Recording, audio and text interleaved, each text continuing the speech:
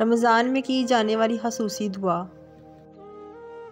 امام ابن تیمیہ اپنی کتاب مجموع الفتاویٰ میں کہتے ہیں کہ اگر کوئی بندہ سحری کے وقت اپنے رب کو پکارے اور اس سے مدد مانگے اور کہے کہ اے زندہ، اے قیوم، تیرے سوا کوئی معبود نہیں، تیری رحمت سے میں مدد چاہتا ہوں، تو اللہ اسے وہ طاقت عطا کرتا ہے جو صرف اللہ تعالیٰ ہی جانتا ہے۔